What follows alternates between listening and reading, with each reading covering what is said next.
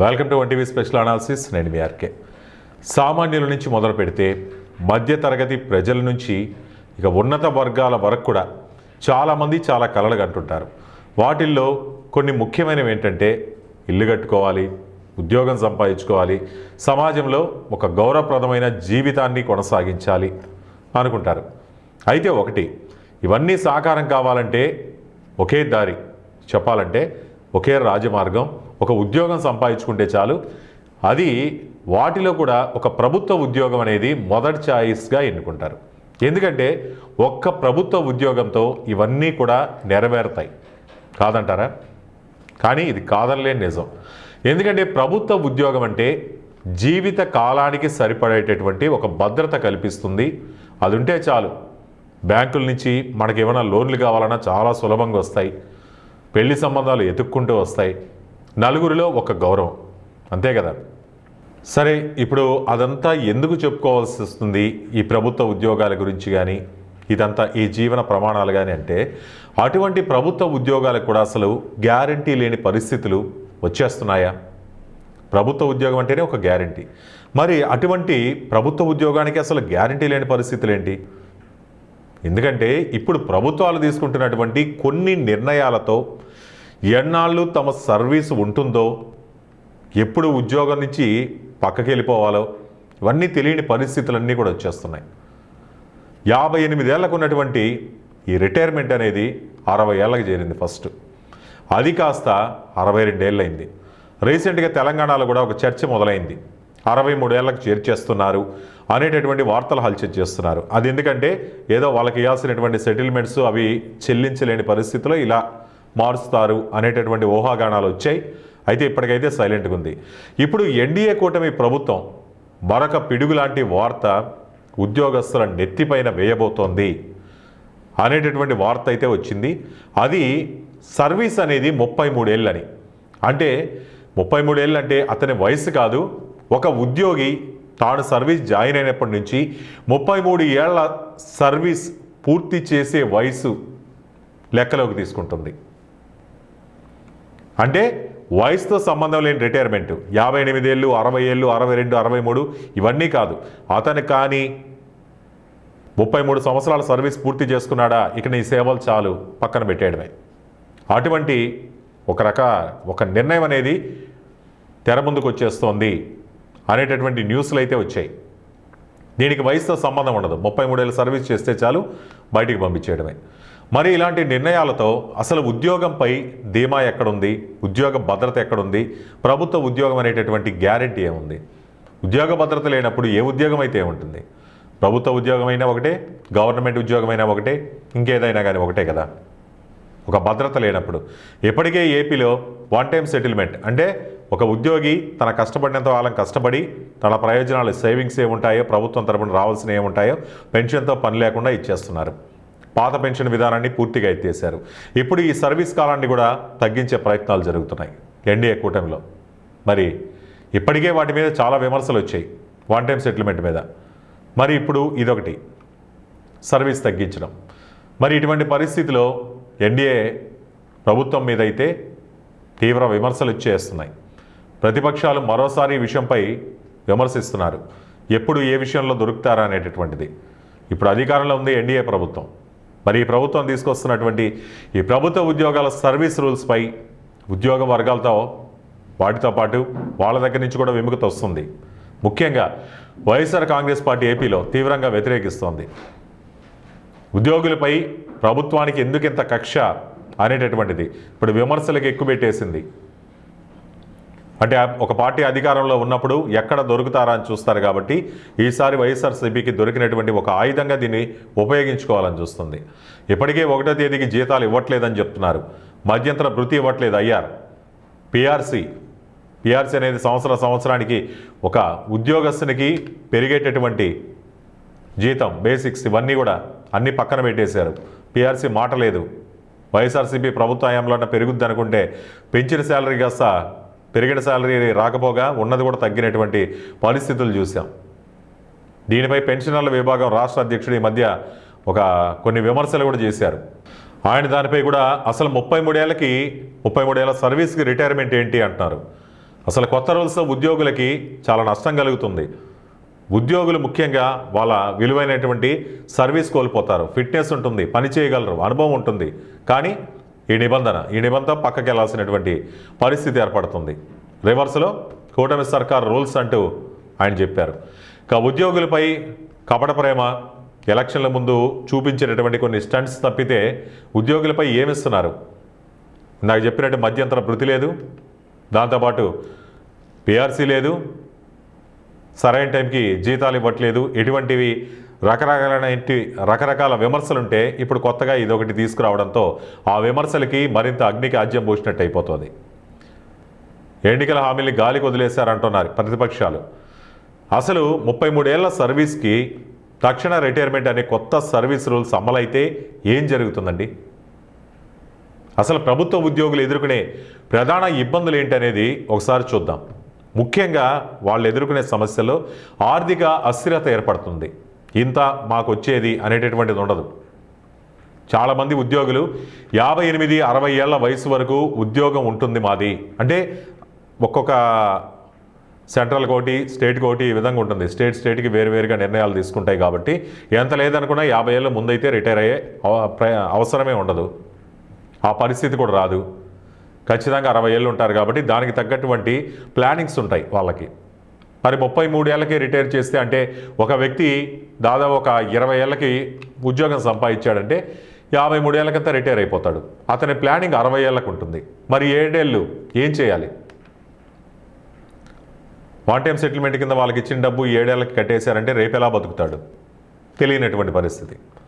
రేపన్న రోజున రిటైర్ అయ్యాక pension తగ్గిపోతుందంటే pension eligible ఉన్న ఉద్యోగులు, నేను చెప్పేది పెన్షన్ ఎలిజిబిలిటీ ఉన్న ఉద్యోగులు అంటే ఏపీలో 2003 కంటే తర్వాత చేరిన వాళ్ళకి ఈ విధంగా లేదు పెన్షన్. మరి పెన్షన్ ఉద్యోగస్తులు కూడా వాళ్ళ ప్లానింగ్స్ వాళ్ళకు ఉంటాయి. మరి సర్వీస్ని నమ్ముకొని ఉద్యోగం చేస్తున్నటువంటి ప్రభుత్వ ఉద్యోగులు వాళ్ళ ప్లానింగ్స్ అనేవి కొలాప్స్ అయిపోతాయి. ఈ పాటికే చాలామంది ఉద్యోగులు వాళ్ళ భవిష్యత్తుకు చాలా ప్లానింగ్స్ చేసుకొని ఉంటారు.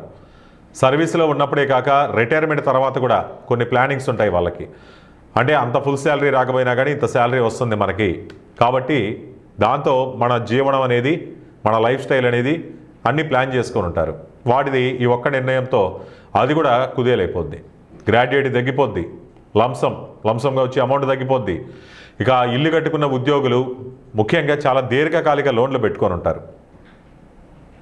అంటే బ్యాంకులు సర్వీస్లో ఉన్నంత వరకు ఇచ్చినా కానీ ఆ తర్వాత కూడా పెన్షన్ మీద కూడా ఇచ్చే ఉంటాయి. అలాగే ఇంట బయట అప్పులు చేస్తుంటారు. రిటైర్డ్ అయిన తర్వాత ఎంత సొమ్ము వస్తుంది కాబట్టి దాన్ని వాళ్ళకి ఇచ్చేసి ఇంకోటి భవిష్యత్తు అవసరాల కోసం పెట్టుకోవాలనేటటువంటి ప్లానింగ్లో ఉంటారు. అవి కూడా వెళ్ళిపోతాయి. ఎంత సెటిల్ చేసేస్తే తర్వాత ఎలాగ బతకాలో తెలియని పరిస్థితి. ఇక రిటైర్ అయ్యాక చెల్లింపులు చేసుకోవచ్చులే అనేటువంటి ప్లాన్ కూడా ఉంటుంది. ఇక పిల్లల చదువులు, పెళ్ళిళ్ళు, వీటన్నిటి మీద కూడా భారం పెరుగుతుంది. అంతే కదా జరిగేది. ఈ అమౌంట్ మీదే చాలామంది వాళ్ళ పిల్లలకి పెళ్ళిళ్ళు చేయాలనుకుంటారు, దీర్ఘకాలిక అప్పులు తీర్చుకోవాలనుకుంటారు, కొన్ని సెటిల్మెంట్ చేసుకోవాలనుకుంటారు. కానీ ఇవన్నీ సర్వీస్ తగ్గితే అన్నీ వాళ్ళ ఆశలన్నీ కొలాప్స్ అయిపోతాయి. ఇలా స్వల్పకాలంలో వీరిని రిటైర్ చేస్తే ప్రజలకు కూడా ఇబ్బందులు ఉంటాయి. 33 ఏళ్ళ సర్వీస్కి కానీ 60 ఏళ్ళ లోపే కానీ రిటైర్ చేస్తే అది ఎలా అంటే అనుభవం అన్న మాట దూరం అయిపోతుంది ప్రభుత్వ రంగ వ్యవస్థలో. అది ఎలా అంటే అనుభవం ఉన్న ఉద్యోగుల నష్టం కలుగుద్ది రాష్ట్రానికి. 33 ఏళ్ళ సర్వీస్ అంటే చాలామంది సీనియర్ టీచర్లు ఉండొచ్చు, క్లర్కులు ఉంటారు, టెక్నికల్ స్టాఫ్ ఉంటారు. వీళ్ళందరూ వెళ్ళిపోతారు. వెళ్ళిపోయిన తర్వాత వచ్చే వాళ్ళంతా కొత్త వాళ్ళు. పాత వాళ్ళ అనుభవం పోతే పబ్లిక్ సర్వీసులు చాలా బలహీనపడే అవకాశాలు ఉంటాయి. కొత్త నిర్ణయాలు తీసుకోలేరు. కొత్తగా వచ్చిన వాళ్ళు సెటరేట్ కాలేరు. ఇక ఉద్యోగుల కుటుంబాలపై కూడా చాలా ప్రభావం పడే అవకాశం ఉంటుంది. ఒకవేళ అకస్మాత్తుగా రిటైర్మెంట్ ఉంటే ఉద్యోగ భద్రత పోయే భావన ఉంటుంది వాళ్ళకి. అయ్యో రేపు అనేది ఎలా బతకాలి, ఉద్యోగం పోయింది, ఈరోజు 33 ఏళ్ళు, రేపు ఇంకేం తగ్గించేస్తారు అనే భయం కూడా వాళ్ళని వెంటాడుతుంది. మానసిక ఒత్తిడి ఉంటుంది. అది ఎలా అంటే ఒకవేళ పిల్లల చదువు మధ్యలో ఉంటే ఇబ్బందిగా ఉంటుంది. పెళ్ళిళ్ళ ఖర్చులకి ప్లానింగ్ చేసుకుంటారు, వాటిపై దెబ్బ పడుద్ది. ఇక ముఖ్యంగా మెడికల్ ఖర్చులు. ఎందుకంటే ఇప్పుడున్నటువంటి జీవన శైలిలో అనారోగ్యాలు కానీ, దీర్ఘకాలిక వ్యాధులు అంటే షుగర్ కానీ, బీపీలు కానీ, ఇవన్నీ వీటికి నెలకు వచ్చేసరికి ఖచ్చితంగా ఇంత డబ్బు అనేది తీసి పక్కన పెట్టుకోవాలి. మరి వాటి ఖర్చు పెరుగుద్ది. మరి పెరిగే వయసులో ఆదాయం తగ్గిపోతే ఖర్చులైతే అలాగే ఉండిపోతున్నాయి. ఫలితంగా ఇంకా డిప్రెషన్లోకి వెళ్ళి కుటుంబం కూడా ఆందోళన, అసంతృప్తి అన్నీ వస్తాయి. సరే, ఇక కొత్తగా ఉద్యోగ ప్రయత్నాలు ఉన్నవారికైతే ఏదైతే ఏముంది అనేటటువంటి నిరాశకి వెళ్ళిపోతారు. ప్రభుత్వ ఉద్యోగమే చేయాలా, ఎప్పుడు ఉంటుందో ఎప్పుడు తీసేస్తారో తెలియనటువంటి పరిస్థితిలో ఏ ఉద్యోగం అన్నా చేయొచ్చులే అనేటటువంటి నిరాశలోకి వచ్చేస్తారు. ఇలా ఎన్నో కారణాలు ఉంటాయి, వాటి ప్రభావాలు కూడా ఇలా ఉంటాయి. ఇది నిజంగా సామాన్య మధ్యతరగతి ప్రజలకు మింగుడు పడిన నిర్ణయం. సరే, ఇదంతా కూడా మనం ఇప్పటిదాకా చూసింది ఉద్యోగులకి సంబంధించి, నిరుద్యోగులకు సంబంధించి వాళ్ళపై పడే భారాల గురించి. ఇదంతా నాణ్యానికి ఒకవైపు. మరి ప్రభుత్వ నిర్ణయం నాణ్యానికి రెండో వైపు ఉంటుంది కదా, మరి అది కూడా చూద్దాం. అది ప్రభుత్వ ఆలోచనలు ఏంటి అనేది. ప్రభుత్వ కోణంలో ఆలోచిస్తే 33 ఏళ్ళకి రిటైర్మెంట్ కానీ ఒకవేళ తగ్గించినట్లయితే ప్రభుత్వానికి అసలు వచ్చే ఉపయోగాలు ఏంటి? ముఖ్యంగా నెంబర్ 1, జీతాలు మరియు పెన్షన్, ఈ భారం తగ్గించుకోవచ్చు. అంటే 53 ఏళ్ళకే ఒక 20 ఏళ్ళకి ఉద్యోగం వస్తే 53 ఏళ్ళ కంటే 7-8 ఏళ్ళ ముందుగా రిటైర్ చేస్తే అధిక జీతాలు ఉంటాయి కదా, సీనియర్ ఉద్యోగులు ఉంటారు, వాళ్ళ జీతాలు మామూలుగానే ఎక్కువగా ఉంటాయి. 62 ఏళ్ళ వరకు అంటే చాలా ఎక్కువ మొత్తంలో చెల్లించాల్సి వస్తుంది. అదే 33 ఏళ్ళకి రిటైర్ చేస్తే హై శాలరీ ఇవ్వాల్సిన పని ప్రభుత్వంపై ఉండదు. హైయెస్ట్ ప్లేస్ ఆఫ్ ఖర్చు తగ్గుద్ది. ఇక డిఏలు, హెచ్ఆర్ఏల భారం కూడా తగ్గిపోద్ది. దీంతో ఎన్నికల్లో ప్రభుత్వం చాలా హామీలు ఇచ్చి ఉంటాయి, జాబ్ క్యాలెండర్లు ఇవన్నీ ప్రకటించేస్తుంటుంది. మరి వీరు ఇలాగే ఉంటే పోస్టులు ఎలా ఖాళీ అవుతాయి? ఖాళీ అవ్వాల్సినటువంటి పరిస్థితులు ఏర్పడం. కాబట్టి వీళ్ళని సాగనంపితేనే కొత్త పోస్టులు ఇవ్వచ్చు. అందుకే వీరిని పంపించేస్తే అదే రిటైర్మెంట్లు పెరిగిందంటే కొత్త ఉద్యోగాలకి ఒక డోర్ తీసినట్లు అవుతుంది. కొత్త పోస్టులు కూడా చాలా వరకు ఖాళీ అవుతాయి, యువతకు ఉద్యోగ అవకాశాలు వస్తాయి. కాబట్టి యూత్ ఎంప్లాయ్మెంట్ కల్పించాం అనే మాట చెప్పడానికి ప్రభుత్వానికి చాలా అవకాశం ఉంటుంది. ఇక పరిపాలనలో అయితే యువశక్తి వచ్చేస్తుంది, యువ ఉద్యోగులు వస్తారు. ఎందుకంటే వాళ్ళ అవసరం కూడా ఉంటుంది. అనుభవం ఎంత అవసరమో యువత కూడా అంతే అవసరం. ఎందుకంటే వచ్చేటటువంటిది టెక్నాలజీ యుగం, వచ్చేటటువంటిది కాదు, ఆల్రెడీ నడుస్తున్నది కూడా. టెక్నాలజీకి అలవాటు పడుతున్న యువత వస్తే డిజిటల్ గవర్నెన్స్ పెరుగుద్ది.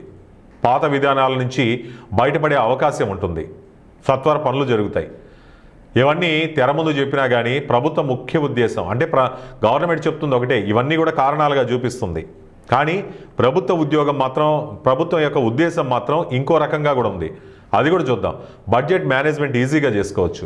అంటే జీతాలు ప్లస్ పెన్షన్ ఇవన్నీ కూడా రాష్ట్ర బడ్జెట్లో ఒక పెద్ద మొత్తం భారీగా చెల్లించేటటువంటి ఖర్చు ఇది ప్రభుత్వానికి.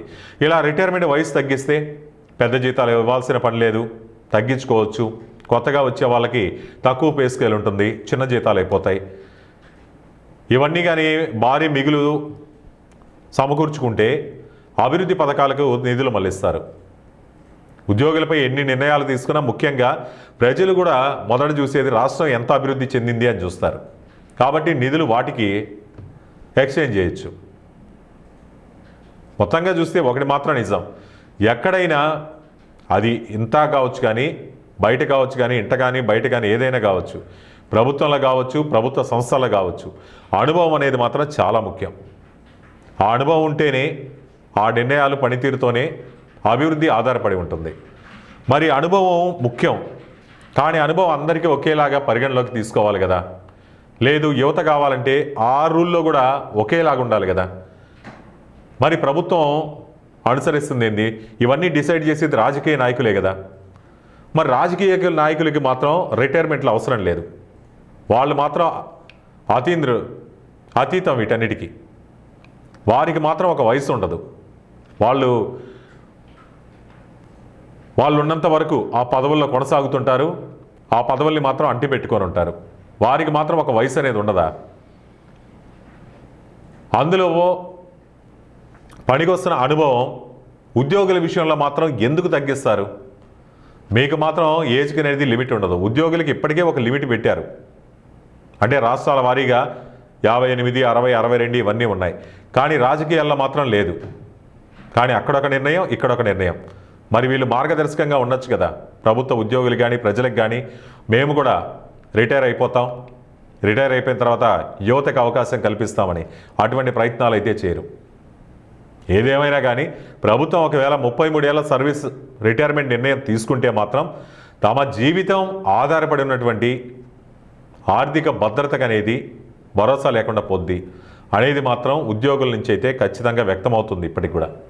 మరి చూద్దాం మరి దీని మీద ప్రతిపక్షాలు ఎన్ని విమర్శలు చేస్తాయో, ఇంకా ప్రభుత్వం ఎలాంటి నిర్ణయాలు తీసుకుంటుందో, దీన్ని ఎలా తిప్పికొడుతుందో, ఈ నిర్ణయాన్ని సమర్థించుకొని అమలు చేస్తుందో, లేకపోతే ఏమన్నా విమర్శలు వస్తే తలొగ్గి పాత నిర్ణయాలకే కట్టుబడి ఉంటుందో రానున్న రోజుల్లో చూద్దాం. సో ఈ అంశంపై మీ అభిప్రాయాలు కామెంట్ రూపంలో తెలియజేయండి. చూస్తూనే ఉండండి 1TV స్పెషల్ అనాలిసిస్.